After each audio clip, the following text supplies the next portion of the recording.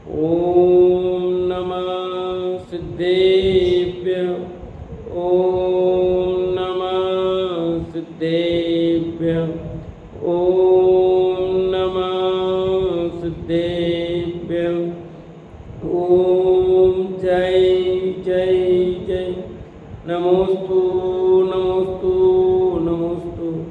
नमो अर्यन्ताणं नमो सेताणं नमो ऐरियाणं नमो वजायाणं नमो लोये सवसाणं। मंगलम भगवान वीरो मंगलम गौतमो गणी मंगलम कुंद कुंदारो जैन धर्मोस्तु मंगलम। सर्वमंगलम मांगल्यम सर्वकल्याणकारकम प्रदानं सर्वधर्माणां जैनं जयतु शासनं। जैनं जयतु शासनम्। अरिहंत देव वंदे गुरु वंदे न गणनायरायो दम्मदया मे वंदे कम्मख कारणं शुद्धम। बोले जिनवाणी मात की जय हो। बोले सुती मात की जय हो। सुदृष्टि त्रवणी नाम का ग्रंथ पंडित टेकचंद जी कृत 40वां पर्व अपना कल प्रारंभ हुआ। समस्मरण विहार कर्म वर्ण, जिसमें अपने 3 पैराग्राफ की चर्चा की थी। अब नीचे से दूसरा पैराग्राफ पेज नंबर 531 पर अपन चर्चा करेंगे। समस्मरण क्या है, समस्मरण कितना सुंदर होता है।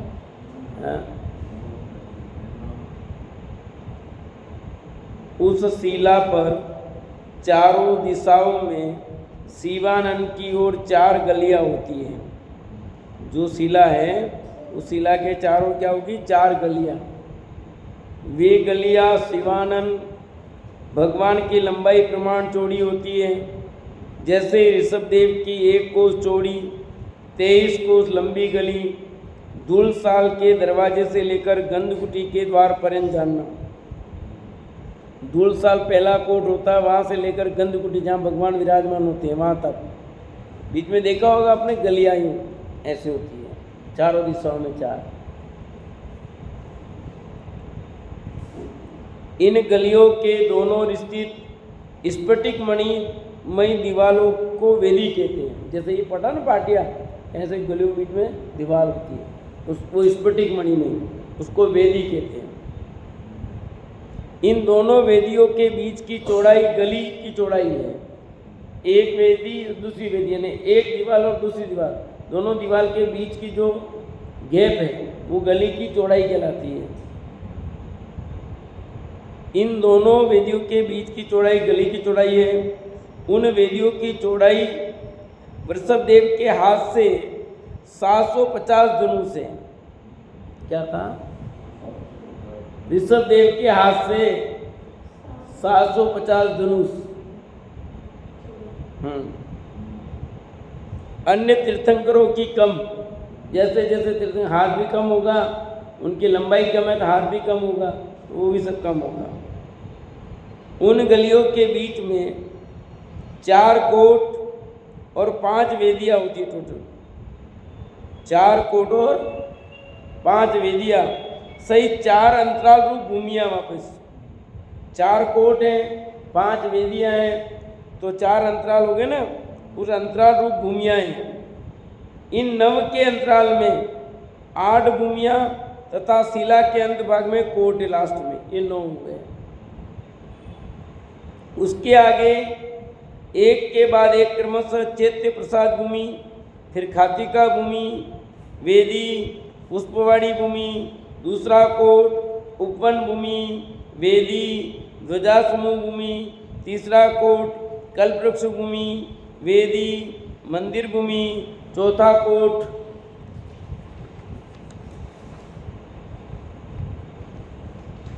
सभा भूमि और वेदी है। इस प्रकार उन गलियों के अंतराल रूप भूमि में रचना जानना उन गलियों में 4 तो कोट आई थी और 5 वेदियाँ। वेदियों के गली संबंधी 9 द्वार है। कितने द्वार है? 9। इस प्रकार चारों गली संबंधी 36 द्वार हो गए। 9 चौका 36।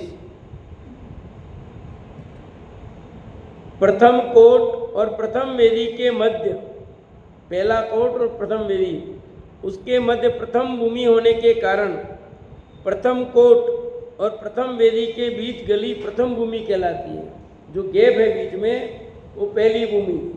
एक तो कहलाती है अष्टम वसुधा पाने को, वो तो सिद्ध भूमि, और यहाँ भी अष्टम भूमि आ रही है। ये कोट से मतलब है, कोट और सब छोड़ करके लास्ट जो भगवान की गंध कुटी होती है उसको अष्टम भूमि कहते हैं।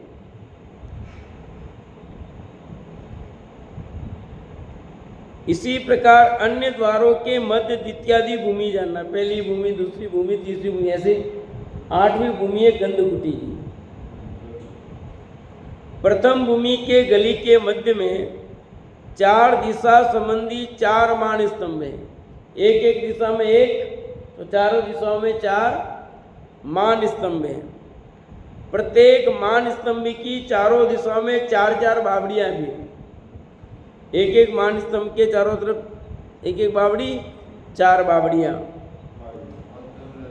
हाँ, इस गली के दोनों पार्श्वों में यानी निकट में 2 नाट्यशाला हैं जहाँ पर नाटक होते हैं। इस प्रकार चौथी गली में भी 2 नाट्यशालाएं हैं, परंतु छठी गली के दोनों पार्श्वों में इससे दुगुनी नाट्यशाला हैं, यानी 2 दूनी 4 हो गई। 7वीं भूमि की चारों दिशाओं में 9 रत्न स्तूप हैं। 8वीं भूमि पर 12 सभाएं, जो गंध कुटी है ना, वो 8वीं भूमि कहलाती है। वहाँ 12 सभाएं होती हैं। सभाएं अंत में जहाँ भगवान विराजमान है उसके पास में ही 12 सभा होती है। तो 12 सभाओं का नाम समोसरण कहते हैं पर खाली, पर उतने मात्र का नाम समोसरण नहीं है। उस समोसरण की रचना इतनी विस्तृत होती है। यूँ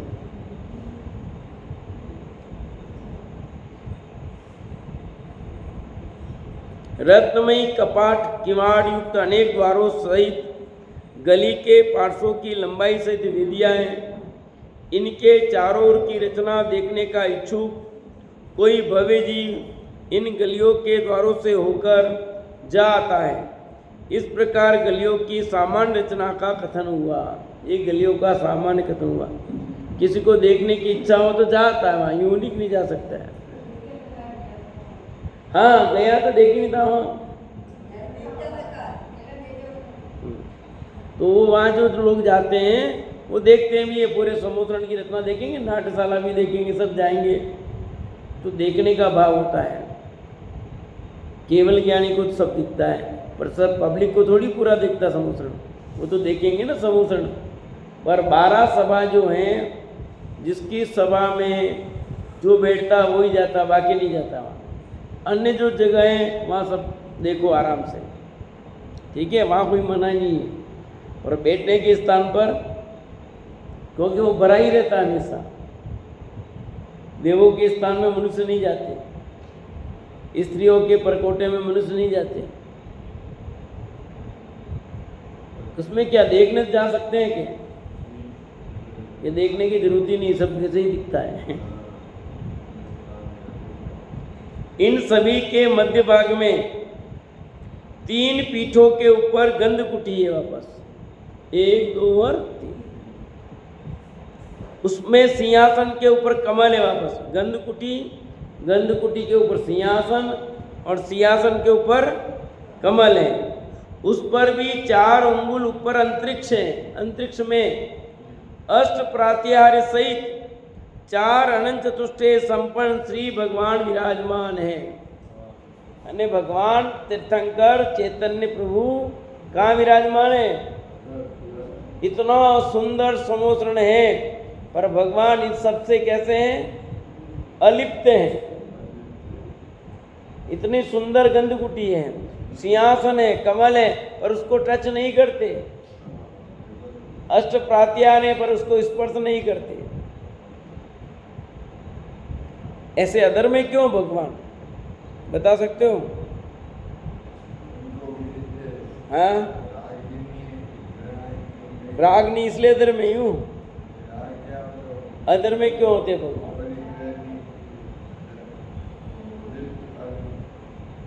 बोलो, पहले बताया ना। कोई भी भगवान सिंहासन पर स्पर्श क्यों नहीं करते हैं? 4 अंगुल ऊंचे क्यों होते हैं?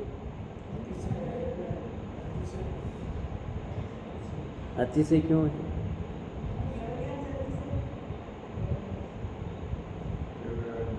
और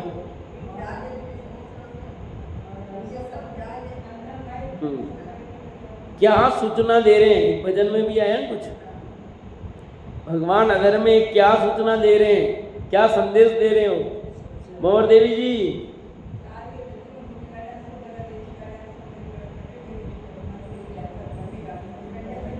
प्रभु ने हाथ पे हाथ धर दिए, वो तो ठीक है, पर आपको स्पर्श भी नहीं कर रहे हैं। यानी एक संदेश है, विश्व से कहीं किससे कुछ भी लेना न देना। दूसरा एक संदेश और यहाँ मिलता है लगाने के इसलिए कि एक बिना किसी आधार को कौन कैसे रहेगा? आधार चाहिए ना। जैसे अन्य लोग कहते हैं कि पृथ्वी शेषनाग पर टिकी है, किस पे टिकी है? तो फिर प्रश्न खड़ा है कि शेषनाग किस पे टिका है? हाँ, जब पृथ्वी इतनी बड़ी पृथ्वी शेषनाग पर टिका है तो शेषनाग फिर किस पे टिका? उसको तो उतना वजन चल रहा है, वो चाहिए ना। जब शेषनाग बिना आधार के टिक सकता है तो पृथ्वी भी टिक सकती है। तो यहाँ बिना आधार के, बिना किसी स्पर्श किए भी वस्तु रह सकती है। यही संदेश भी यहाँ पर मिलता है। हर किसी को किसी पर टिकना जरूरी थोड़ी है। प्रतिमा अलग चीज है, प्रतिमा तो छुएगी। जो अकृत्रिम चैत्यालय की प्रतिमा है वो भी स्पर्श करती है ना वो। पर चैतन्य भगवान जो है अनंत परमात्मा, वो स्पर्श नहीं करते। मूर्ति के लिए नहीं लिखा। प्रतिमाओं का समय आया, सिंहासन पर स्थित होती है सब, जिन बिंब तो स्पर्श करेंगे, पर यहाँ तो साक्षात अनंत भगवान की बात है, वे स्पर्श नहीं करते। वे सिंहासन दिख रहा है, आपको सब दिख रहा है, फोटो खींचोगे तो ऐसे लगेगा उन पर बैठे हुए मानो, पर वो कैसे हैं? तो फोटो भी आएगा, थोड़ा गैप वाला दिखेगा नहीं दिखेगा? ठीक है। तो ये तो ये विशेषता है, अतिशय ऐसा अद्भुत, सारे जगत को संदेश दिया जा रहा है कि इस विश्व से कहीं किससे कुछ लेना देना। यानी ये तुम कह दे कोई भगवान का परिग्रह कि नहीं, हम परिग्रह से रहित थे। सम्मोहन तो परिग्रह है ना भगवान का, कि भले बनाया हो पर हमारा इससे कुछ लेना देना। अष्ट प्रात्यारित है ना, तो होंगे ना, अरे इनको क्या लेना देना उससे? है कुछ लेना देना? अष्ट प्रात्यारे इतना सुंदर रचना है, सब कुछ है, पर अनंत भगवान को उससे रंच मात्र भी कुछ भी लेना देना नहीं है। वे तो वीतरागी हैं, उनको तो वीतरागता से लेना देना है। इन बाहर के आडंबरों से कोई मतलब नहीं। 10 तो जन्म के अतीत हैं, वो तो गए जन्म के समय ही चले गए, वो तो उस समय ही चले गए। अब काम के क्या हो? तो अनंत के 40 गुण कहे जाते, पर सच में 10 जन्म के समय हो गए। अनंत तो अब बने, इसलिए मूल 4 गुण ही के। देखो भाई, 4 अनंत चतुष्टय संपन्न श्री भगवान विराजमान हैं। ये इनकी सामान्य रचना का कथन हुआ। अब उनके स्थान बतलाने के लिए विशेष कथन करते हैं। 4 कोटों में से पंचवर्ण और रत्न चूर्ण संपन्न पहला धूलिसाल कोट समस्वर्ण की अंत भूमि में है। पहला भी कह सकते हो और अंत भी कह सकते हो। यदि भगवान के उधर से शुरू करें गंध कुटी से तो अंतिम, और इधर से शुरू करें तो पहला होगा वो धूलिसाल कोट। जैसे देखे ना भाई ये दरवाजा, उधर से देखो इधर से देखो तो कहाँ आएगा, ऐसे। दूसरा कोट तपाए गए स्वर्ण के समान लाल है। पहला कोट तो कैसा है, विविध वर्ण से इंद्रधनुष के समान विचित्र है, वो अलग अलग सप्तरंगी समझ लो, इंद्रधनुष के रंग के समान। और दूसरा कोट तपाए गए सोने के समान है, तपाया गया सोना, हाँ, लाल है। तीसरा कोट स्वर्ण के समान पित्त है, पीला है।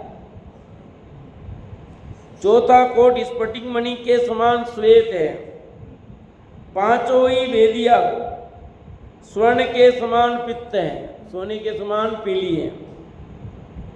इन 4 कोट अन्य ग्रंथों में स्वर्ण के 3 कोट कहे गए हैं। और 5 वेदी नवों के ऊपर अनेक वर्ण की ध्वजाएं और अनेक शोभा सहित महल शोभायमान है। वापस 4 तो हो गए कोट और 5 हो गई वेदिया, 9 हो गए।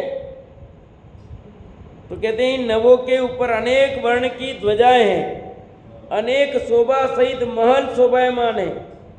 यहाँ वेदी और कोट में इतना अंतर है कि वेदी तो नीचे से लेकर ऊपर पर्यंत समान चौड़ी होती है और कोट नीचे चौड़ा होता है, ऊपर ऊपर क्रमशः हीन होता जाता है। वो समझ में आया कुछ? देखो यहाँ वेदी और कोट में अंतर बताया। वेदी है तो वो बिल्कुल यूं ही रहेगी और कोट है यूं चलेगा।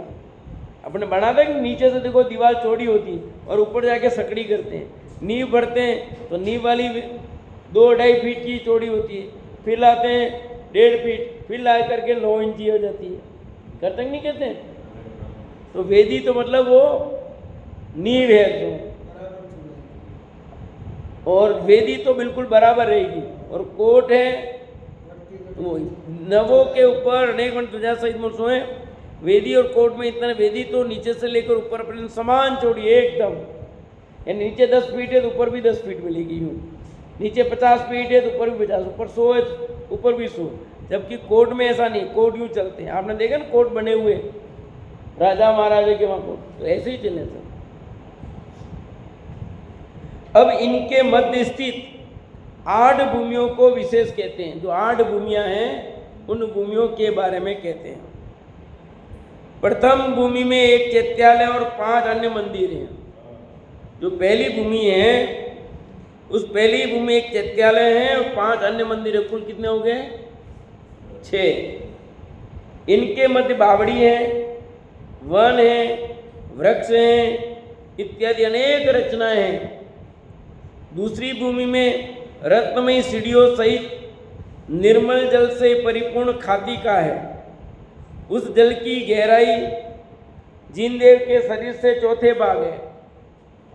जो खाई है वो कितनी है गहरी? कहते हैं कि जिनेंद्र भगवान का जो शरीर की ऊंचाई जितनी होगी उसका चौथा भाग होगी। 500 धनुष है, 125 धनुष, 400 धनुष है, 100 धनुष, यूं।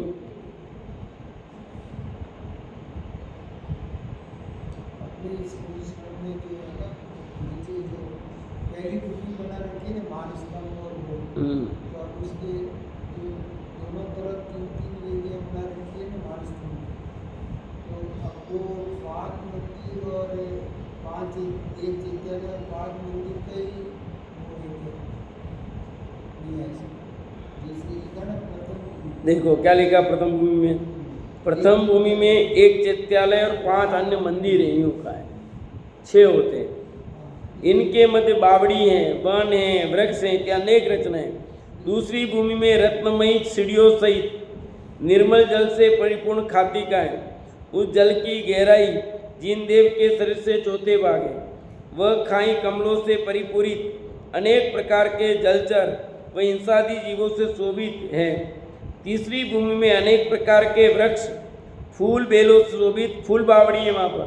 तीसरे का नाम फूल बावड़ी, फूल है सब। चौथी भूमि की चारों दिशाओं में अशोक वन, सप्तपर्ण वन चंपक वन, आम्र वन, ये 4 उपवन हैं। अनेक प्रकार के उत्तम वृक्षों से सहित इन वनों में देव क्रीड़ा करने के विविध मंदिर हैं तथा ये वन्य नृत्यशाला, बावड़ी, क्रीड़ा पर्वत अनेक बली रचनाओं से शोभित है। अशोक वन में अशोक नामक वृक्ष चैत्य के चारों ओर 3 कोटों में से 3 कोण के भीतर 3 पीठी हैं। उन पर स्थित अशोक वृक्ष के मूल भाग में चारों दिशाओं में 4 अरन प्रतिमाएं कितनी है? अब देखो कहाँ लिखी, अशोक वृक्ष के मूल भाग में, उस पेड़ के मूल भाग में चारों दिशाओं में 4 अरन प्रतिमाएं। उन प्रतिमा जी के आगे आगे एक मान स्तंभ है वापस उस प्रतिमा के आगे। इसी प्रकार शेष 3 वनों में से सप्तपर्ण वन में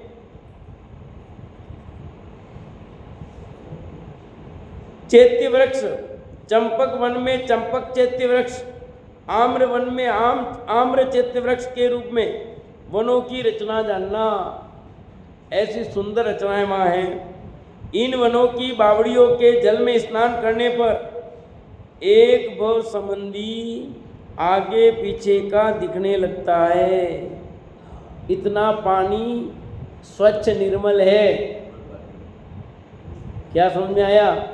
उस पानी की विशेषता है।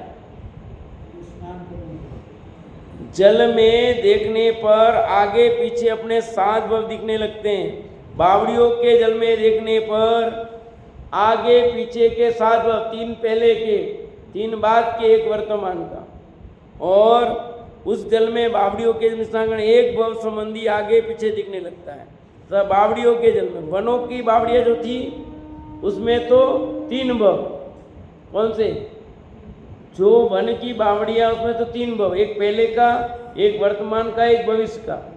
और दूसरी जो बावड़ियाँ हैं उस जल में देखो तो 3 भव पहले के, 1 भव वर्तमान का और 3 भव आगे के। जैसे भावमंडल में 7 भव दिखते ना, वो 7 भव यहाँ भी दिखते हैं। ये सुन रहे हो ना पहली बार? भावमंडल का तो आपने सबने सुना ही है, पर ये बावड़ी में जल में भी 7 भव दिखते हैं। पढ़ा आपने कभी? ये देख लो, है कि नहीं? पढ़ो किताब, समोसरण की किताब लिखी उसमें, ये 7 भव पानी के अंदर दिख जाएंगे। अब ये पानी कौन सा है?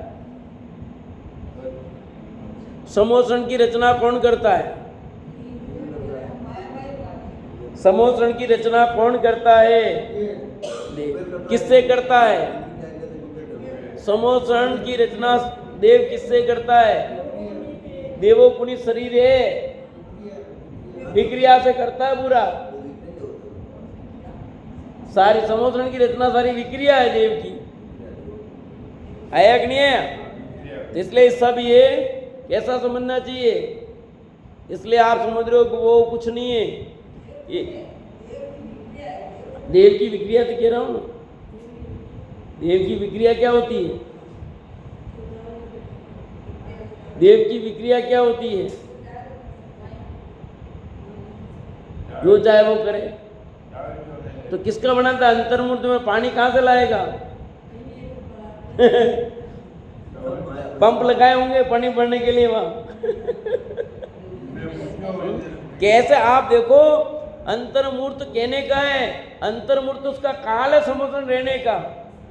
वो तो बिखरता वापस चुटकियों में बनता है, क्योंकि किसी को पता ही लगता है समोसरण बिगड़ गया और वापस बन गया, क्योंकि समोसरण का असली काल तो अंतर्मूर्ति ही है। कैसे बिगड़ा और कैसे बना लोगों को कहीं कुछ पता नहीं लगता है। कुछ ही नहीं पता लगता है। तो लीला ही ऐसी, लीला भाई समझ में आया कि नहीं? किसकी लीला? ये वो कह रहे रंगलाल जी की। रंगलाल जी की नहीं, भगवान के अतिशय की लीला। देखो आप, भगवान कुछ नहीं करते, ये भगवान की लीला नहीं है। पर सामान्य कथन में ऐसा अपन कहते हैं कि देखो भगवान की उपस्थिति में कैसी विचित्रताएं होती हैं, कैसा ठाठ होता है। ये देखो, एक ये जीवों का पुण्य भी है, पर अतिशय तो किसका कहलाएगा बोलो? कहने में तो ऐसे ही आएगा। यद्यपि लिखा भवि भागन वच जोगे वसाय, तुम दुनि में सुनी विभ्रम, भव्य जीवों के भाग्य से भगवान की द्विवेदनी गिरती है। पर यह भी तो अतिशय तो है कि नहीं है कि एक अक्षरी और सारी दुनिया समझती है कि नहीं समझती है? बताओ, समझ रही कि नहीं? एक भाषा में वाणी खिलती है और सारी दुनिया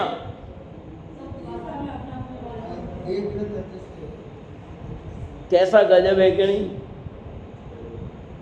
पशु पशु की भाषा में, और सचमुच तो भगवान की वाणी तो सीधी तो सुन ही नहीं सकता कोई। गंधर जलते हैं और गंधर से वापस रिप्ले होता है। वो टावर का काम करते हैं गंधर, सीधे तो आप सुन ही नहीं सकते हो, आपकी ताकत नहीं है जलने की। यदि ऐसा होता तो भगवान महावीर की वाणी खिल जाती, 66 दिन तक रुकती नहीं। वो टावर लगा नहीं था, टावर लगते ही वाणी खिलने लग गई, समझे? गंध रूपी टावर लगा और वाणी खिल गई।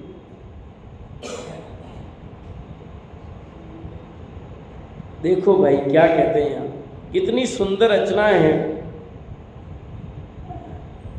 ऐसी सुंदर रचना में कितनी बार जाके आए हैं? बोलो पीछे, एक बार दो बार?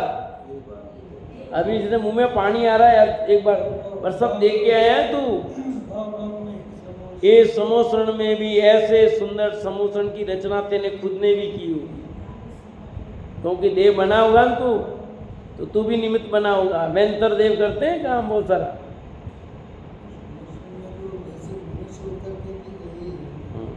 नहीं गए तो हैं, समोसरण की रचना की थे, नहीं कह रहा हूँ। आया ना, वेंतर देवों का भी आया इसमें। देखो भाई क्या कहते हैं, पंचम भूमि ध्वजाओं का समूह है। पंचम भूमि किसका समूह है? ध्वजाओं का। अब देखो इसमें कैसी कैसी ध्वजाएं। एक दिशा में सिंह, हाथी, वृषभ, मोर, माला, आकाश, गुरुड़, चक्र, कमल और हंस, इन 10 जाति की ध्वजाओं में से प्रत्येक चिन्ह की 108 माँ ध्वजाएं तथा प्रत्येक माँ ध्वजा संबंधी 108 छोटी ध्वजा होती है। कितने प्रकार की ध्वजा होती है? 10 प्रकार की। पहले भी आया ना, बात की थी 10 प्रकार की ध्वजाएं। तो 108 इंटू 10 करो, आपसे गिनाई थी उस समय मैंने, 1080 हुई। 1080 फिर भूल गए क्या? और उन माँ ध्वजाओं के साथ में 108 छोटी ध्वजा। क्या लिखा? हाँ, एक जो महाध्वजा है, एक दिशा में 108 महाध्वजा। हाँ तो 1080 हुई ना 10 की। एक महाध्वजा की 108। हाँ तो 1080 हुई ना 10 प्रकार। 108 को 108 से गुणा करो, वो तो और आएगी। अभी तो 10 की गिनो। अपन 10 जाति की जो ध्वजाएं, वो 10 जाति की 1080 हुई एक दिशा की। एक दिशा में वो तो टोटल होगी। टोटल भी ज्यादा होगा, 10 जाति है, 10 जाति है, एक जाति के 108, तो 10 जाति की कितनी हुई? ऐसा नहीं, एक जाति। आप जो कह रहे हो बराबर, मेरी अपेक्षा आप नहीं समझ रहे हो। मैं समझ रहा हूँ। आप तो टोटल की बात करो, मैं टोटल की बात ही नहीं कर रहा हूँ। मैं सिर्फ इतना कह रहा हूँ, एक जाति की 108, तो 10 जाति की 1080 हुई। अब उससे गुणा करके आगे निकालो। जो आप कह रहे हो वो टोटल की बात कर रहे हो, और मैं टोटल की बात नहीं कर रहा हूँ, ये कह रहा हूँ। देखो, एक दिशा में सिंह, हाथी, वृषभ, मोर, माला, आकाश, गुरुड़, चक्र, कमल और हंस, इन 10 जाति की ध्वजाओं में से प्रत्येक चिन्ह 108 माँ ध्वजाएं। प्रत्येक माँ संबंधी 108 छोटी ध्वजा होती है। इस प्रकार चारों दिशा संबंधी कुल 4,70,880 ध्वजा होती है। कितनी? ये चारों दिशा की सब मिला करके। अभी और आ रही आगे नीचे। वे सभी ध्वजाएं रत्नमयी दंडोस्ती, वे दंड वृषभदेव के 88 अंगुल चौड़े थे। परस्पर वे ध्वजाओं का अंतराल 25 धनुष जानना दंड। ठीक है, तो ऐसी कुल कितनी होगी? 4,70,880 ध्वजाएं। और अपने को थोड़ी सी लगानी पड़े तो इतनी बना दी, इतनी बना दी। चारों तरफ आपने देखा था ना, अपन लगाई थी। क्यों लगाते ध्वजा? उसकी एक प्रभावना होती है ध्वजाओं से भी, वो एक संदेश जाता है। हाँ, चिन्ह है, प्रभावना होती है, उससे सुंदरता आती है। आप देखो झंडारोहण करते कि नहीं करते हैं? छठवीं भूमि, इन 5वीं भूमि ध्वजाओं का समूह, बस ये समझो, ध्वजाएं ध्वजाएं। 6वीं भूमि में बर्तन, ग्रह, आभूषण, वस्त्र, भोग, पान, ज्योतिष, माला, वादित्र और दीपक रूप 10 जाति के कल्प वृक्षों के वन है। ये 10 जाति के कल्प वृक्ष होते हैं। ये चारों दिशा में 4 ही वन है। प्रत्येक दिशा के प्रत्येक वन में मेरु, मंदार, पारिजात और संजातक होना चाहिए, संतानक नामक 4 कल्प वृक्ष चैत्य वृक्ष हैं। कहीं संतानक, कहीं संजातक, तो मूल संजातक शब्द है वैसे। नामक 4 कल्प वृक्ष चैत्य वृक्ष है। इनके विस्तार का वर्णन पूर्वोक्त अशोक चैत्य वृक्ष के समान जाना, जो पहले अपन ने चर्चा की वैसे जाना। विशेष इतना है कि यहाँ सिद्ध प्रतिमा विराजमान है। वहाँ और यहाँ अंतर ये है कि वहाँ सिद्ध प्रतिमा नहीं है, यहाँ सिद्ध प्रतिमा विराजमान है। से सभी वापी, मंदिर, कीड़ा, पर्वत आदि की संपूर्ण रचना दोनों में समान जानना। ये 6ठी भूमि हो गई। अब 7वीं भूमि, कुल 8 भूमि है ना। 7वीं भूमि में वन की अनेक शोभा सहित रत्नमयी मंदिरों की पंक्तियां हैं, जिसमें देव देवी भगवान का गुणगान करते हैं। और अंतिम भूमि 12 सभाओं वाली 8वीं भूमि है। उस संबंधी 4 अंतरालों में 2-2 गली की वेदी होने से, 2-2 के बीच में स्फटिक मणि में दीवार होने से, चारों दीवारों के मध्य 3 अंतराल रूपी कोठे हो जाने के कारण चारों दिशाओं में 12 कोठे और 16 दीवारें हैं। वहाँ रत्न स्तंभों पर अन्य स्थान की अपेक्षा उत्कृष्टतम रचना युक्त मोतियों की माला, रत्न घंटा, धूप आदि अनेक रचना सहित श्री मंडप विराजमान है। तो समझ में आया कि 12 सभाएं एक साथ यूं बनी हुई नहीं है, 3-3-3-3 यूं है। 3 फिर गली, फिर 3 गली, फिर 3 गली, यूं 4 गलियां हैं यूं वो वेदी बनी हुई है। जैसे ये ना अपना पार्टीशन कर रखा है, ऐसे पार्टीशन है, पर ये पार्टीशन एक ही है। इसमें इधर एक और आएगा वापस यूं। अपन ने एक ही डंडा डाला, एक इधर तो बीच में आने का जो रास्ता है ना, हाँ, आने जाने का रास्ता वो सबके, क्योंकि बैठेंगे आखिर कैसे। तो 12 सभा वाली 8वीं भूमि में उस पृथ्वी संबंधी 4 अंतरालों में 2-2 गली की वेदी होने से, 2-2 के बीच में स्फटिक मणि में दीवार होने से, 4 दीवारों के मध्य 3 अंतराल रूपी कोठे होने के कारण 4 दिशाओं में 12 कोठे और 16 दीवारें हैं। ठीक है, 12 कोठे हो गए। 12 कोठे मतलब 8 तो देवों के हैं, 4 तो देवों के और 4 देवियों के। ठीक है, और 1-2 मनुष्यों के, एक त्रिंज का, मनुष्यों के 3, एक मुनिराज का, एक स्त्रियों का और एक पुरुषों का। आ रहा नीचे। अष्टम भूमि में 12 सभाओं में 12 कोटों का अनुक्रम इस प्रकार है। मुनिराज फर्स्ट कोटा, दूसरा कल्पवासी देविया, तीसरा देशव्रती आरिका आदि मनुष्य स्त्रियां। इसमें अलग दिया कोटा,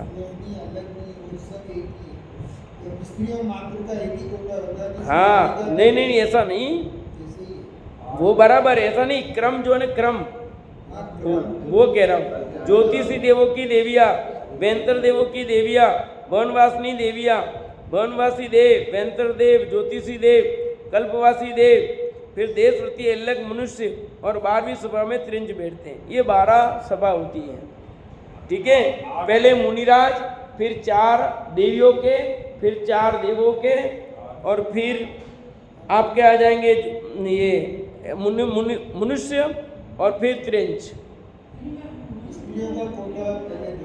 हाँ वही कह रहा हूँ, यहाँ पर ये दे रखा ना, इसमें आरिका का पहले दिया है, कल्पवासी देवियों के बाद में दिया है, जबकि उसमें ऐसा नहीं दिया। सब जगह चारों देवियों के साथ में दिए हैं, चारों देवों के साथ में दिए हैं। यहाँ पर पहले मुनिराज का दिया है और फिर कल्पवासी देवी दिया, फिर आरिका दिया है, जबकि अन्य जगह ऐसा नहीं दिया था।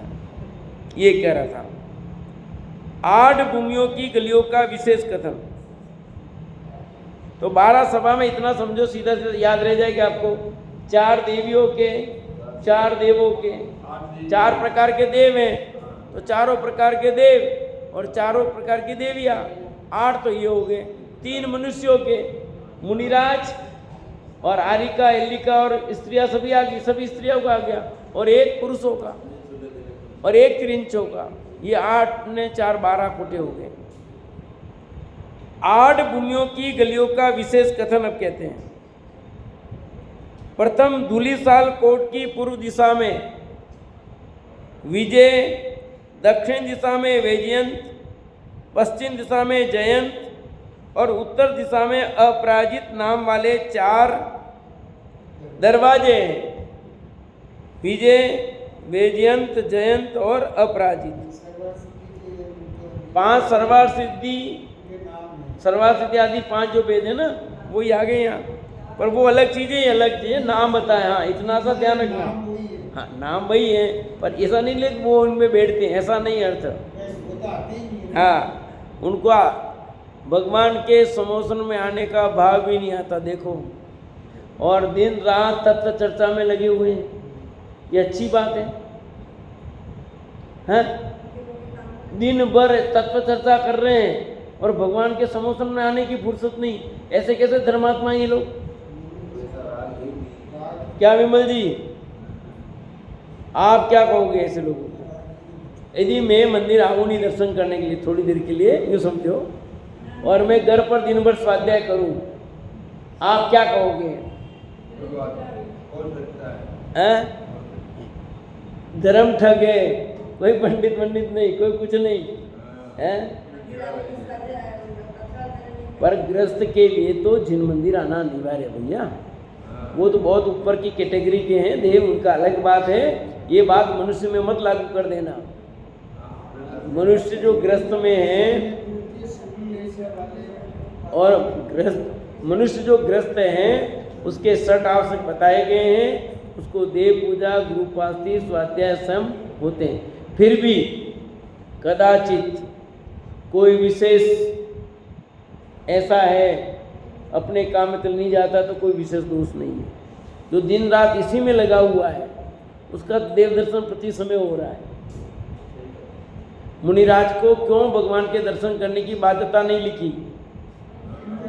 क्योंकि वे परमेष्ठी में आते हैं। गृहस्थों के लिए नहीं लिखा, गृहस्थों के लिए अनिवार्य है, 6 आवश्यक में। मुनिराज के लिए छूट है, क्यों कि वे स्वयं पंच परमेष्ठी है, उनको भगवान के दर्शन करने की जरूरत नहीं है। करें तो दोष नहीं, विकल्प आए तो कर सकते हैं, पर उनके लिए अनिवार्यता नहीं है। पर समस्त गृहस्थों के लिए अनिवार्य है, आवश्यक है। पर कदाचित कभी कोई विशेष बहाना नहीं बनाना कि वो नहीं किया तो ले, पर हमेशा के लिए नहीं। वो कभी कभार की बात कह रहा हूँ। नहीं बहाना कि चलेगा, देखो वो भी नहीं आते, स्वाध्याय करते रहते तो नहीं आते, हम तो बड़ा काम कर रखे, ऐसा नहीं। भले तुम कितना ही बड़ा काम कर रहे हो, स्वाध्याय परम तब होगा तो भी देव दर्शन अनिवार्य है। ऐसा नहीं कि आप ये बहाना बना करके आओ ही। कुछ कहना था?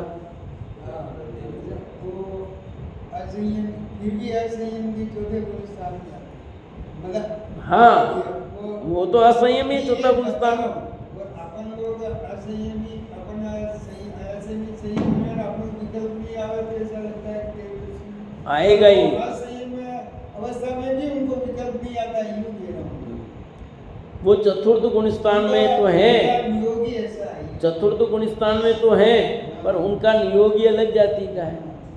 संयम धारण करने की क्षमता तो नहीं है, पर एक भव अवतारी है। और तुम यहाँ 5वां गुण स्थान भी हो जाए, पर तुम्हारे कितने भव बाकी अभी निश्चित नहीं है। और उनका ये निश्चित, उनका तो निश्चित हो गया है कि अगला भव नहीं, सम्यक दृष्टि उनकी बात है, तुलना सम्यक दृष्टि से सम्यक। वो तो हो गई, पर अपन बात इसकी कर रहे हैं कि वो क्यों नहीं इतनी हाई कैटेगरी पर पहुंचे हुए हैं कि अगला भव उनका निश्चित हो गया है। यद्यपि वो असंयमी है, चतुर्थ गुण स्थान है उनका, पर दिन रात तत्व चर्चा में तल्लीन रहते हैं। उनको भोगों की प्रचुरता नहीं है, भोगों की वांछा नहीं, पर वो मजबूरी है उनकी, वहाँ मजबूरी है उनकी कि वे किसी का त्याग नहीं कर सकते। जबकि नीचे वाले देव तो भोगों में, यद्यपि भोग की सामग्री उधर बहुत ज़्यादा है, पुण्य की प्रबलता, सर्वार सिद्धि के जो देव है ना, ये नीचे वाले देवों की अपेक्षा उनको, चित्रा बहन, ओ चित्रा बहन कहाँ चले गए? ऐसे नहीं चलेगा भाई, अभी यहाँ रखो उपयोग, दूसरी जगह जाएगा दिक्कत हो जाएगी। समोसर में जाएंगे। ये समोसरण में किसी को नींद नहीं आती, जबकि नहीं आती। आप इसको समोसरण का रूप मानो, भगवान की वाणी है ना, अपनी वाणी नहीं है ये। आप ऊपरे स्वाध्याय करो, नींद नहीं आए। हाँ। समोसरण है, ऊपरे स्वाध्याय करेगा। हाँ। बटे नींद नहीं आए। देखो भाई क्या कहते हैं, 8 भूमियों की गलियों का विशेष कथन। प्रथम धूलीसाल कोट की पूर्व दिशा में, विजय दक्षिण दिशा में, वैजयंत पश्चिम दिशा में, जयंत उत्तर दिशा में अपराजित नाम वाले 4 दरवाजे, चारों दिशाओं संबंधी 4 कोट और 5 वेदियों के 36 द्वार हैं। कितने?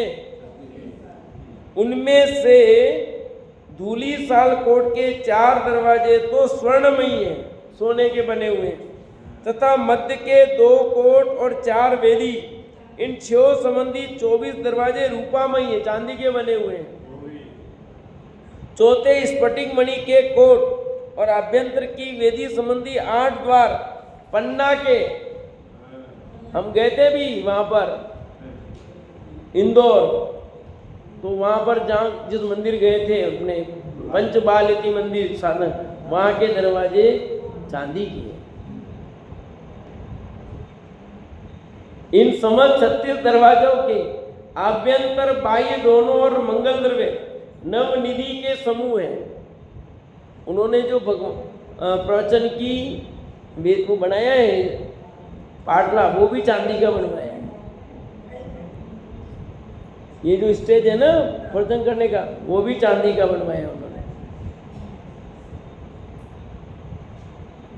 यहाँ कह रहे हैं इन समस्त 36 दरवाजों के आभ्यंतर बाई दोनों और मंगल द्रव्य और नवनिधि के समूह हैं। उनमें से एक द्वार के दोनों पार्श्वों के बाई अभ्यंतर की अपेक्षा लिए हुए चारों पार्श्वों में से प्रत्येक पार्श्व में 8 मंगल द्रव्य हैं।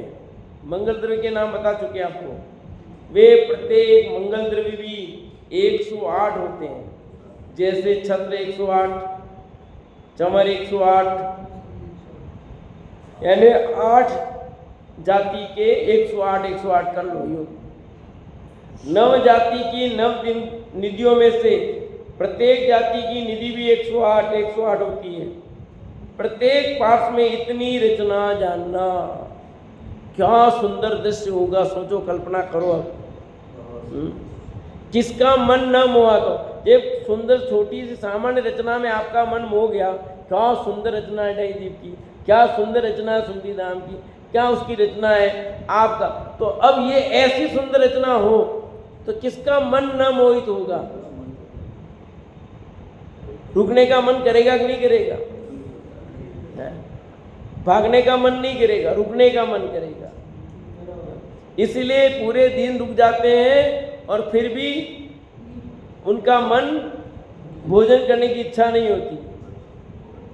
वहाँ भूख नहीं लगती समोसरण में,